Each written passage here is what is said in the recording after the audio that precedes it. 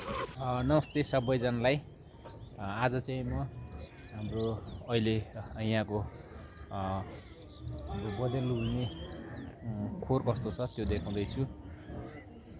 हाम्रो उताको खोर चाहिँ अलिक फरक छ भने अहिले हामी यो घुम्ती चरण को लागि अथवा लेकतिर चराउनको लागि ल्याएको खोर चाहिँ यो हो हैन। यो भित्र कस्तो हुन्छ म तपाईहरुलाई देखाउँछु है कस्तो छ यो भित्र।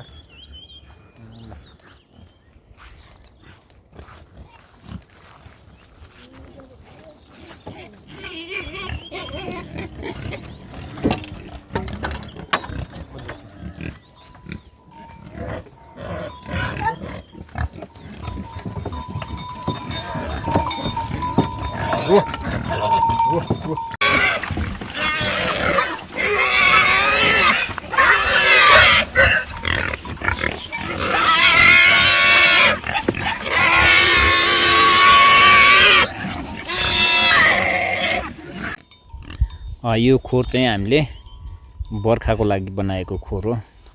जाडोको लागि हामीले उता अर्को खोर बनाएका छौँ घरमा। त्यसमा चाहिँ ढुङ्गाको वाल लगाएका छौँ भने यो चाहिँ बर्खाको लागि काम चलाउ खालको एकदम सस्तो खालको खोर हो।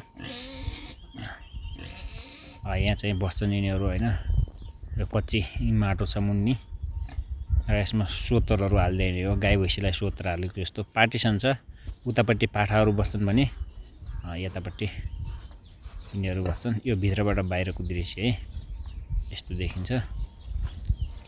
खोरहरू सकेसम्म चाहिँ एकदम सिम्पल बनाउनु पर्छ ताकि खर्च धेरै कम होस्। हामीले चाहिँ एकदम सिम्पल खालको खोर बनाएका छौँ।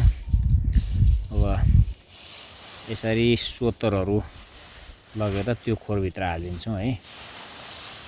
एक दिन सोतर हालिदिने हो भने तपाईँको 10-15 दिन जति त्यही सोतरले काम गर्छ। त्यहाँ फोहोर गर्दैनन् हैन केही पनि।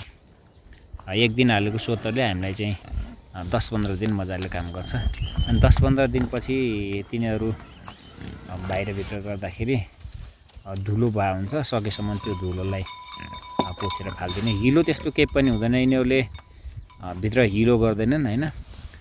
धुलो मात्रै हुन्छ। त्यो अब खुट्टाले धुलाको हुन्छ अलिअलि कुल्चेको खोर के अरे हुन्छ त्यो सोतरहरू। र हामीले त्यो कुल्चेको सोतरलाई मात्रै बाहिर फालिदिन्छौँ र फेरि नयाँ हाल्नुपर्ने हुन्छ। यसरी चाहिँ यहाँ साँझपख आएर कलाएर यहाँ बस्छन्। बिहानपख बाहिर गइहाल्छन्।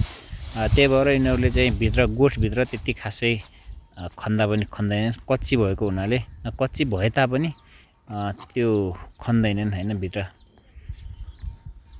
यिनीहरू मजाले बस्छन् र भोलि बिहानै निस्किने हो बाहिर निस्किने हो भन्ने यिनीहरूलाई थाहा हुन्छ। अनि त्यही भएर भित्र यो बस्ने ठाउँ हो भन्ने भएर यिनीहरूले खन्दैनन् र भित्र त्यति फोहोर पनि गर्दैनन्। दिसा पिसाब गर्नु पर्यो भने यिनीहरूले बाहिर आएर मात्रै दिसा पिसाब गर्छन्। अथवा लामो समयसम्म खोरभित्र थुनेर राखिदिने हो भने एक साइडतिर मात्रै फोहोर गर्छन्। यिनीहरूको एउटा राम्रो बानी भनेको त्यो हो। र अर्को यिनीहरू बोलाउँदा बित्तिकै आउँछन्। यदि उनीहरूले सुन्यो भने सुन्ने ठाउँमा छ भने जतिसुकै टाढा भने उनले सुन्यो भने बोलाउँदा बित्तिकै आउँछन्।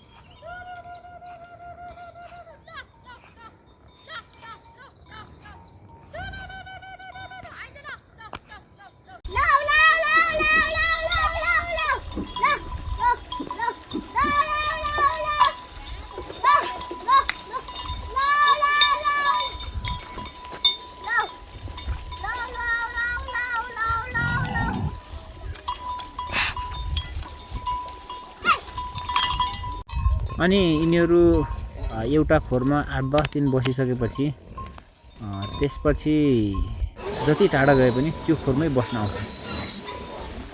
अथवा 4-5 दिनसम्म आएन भने पनि अलिक पछिसम्म 4-5 दिन 8-10 दिन पछि भए पनि तिनीहरू त्यो खोरमा आफू बसेको ठाउँमा अवश्य पनि फर्केर आउँछन्। त्यो पनि एउटा चाहिँ यिनीहरूको बहुत राम्रो गुण हो। यिनीहरूको भाले चाहिँ अलिकति फटा हुन्छन्। भाले फटा हुने भएकोले जन्मेको 15-20 दिनमै भालेहरूलाई खसी पारिदिनु पर्दछ। यदि बिर राख्ने हो भने अलिकति राम्रो कलर मिलेको, चिटिक्क परेको होइन, अलिक जिउढाल तनक्क भएको, ठाडो र छोटा कान भएकोलाई बिर राख्ने र अरूलाई खसी पारिदिने हो भने यिनीहरू सबै ग्रुप अनि मिलेर बस्छन्। खसीमा यदि पाठाहरूलाई, बँदेलको पाठाहरूलाई खसी पार्दा एउटा ग्रुपमा मिलेर बस्छन् भने त्यो खसी पारेको भालेमा मासु पनि राम्रो लाग्छ। तपाईहरुलाई आजको भिडियो कस्तो लाग्यो? यदि भिडियो मन परे भिडियोलाई लाइक अनि च्यानललाई सब्स्क्राइब गरी छेउमा रहेको बेल आइकनलाई थिची नोटिफिकेसन अल गरिदिनु होला। अनि आगामी आउने दिनहरुमा कस्तो भिडियो ल्याउँदा उत्तम हुन्छ कमेन्ट बक्समा गएर कमेन्ट गरिदिनु होला। Thanks for watching this video.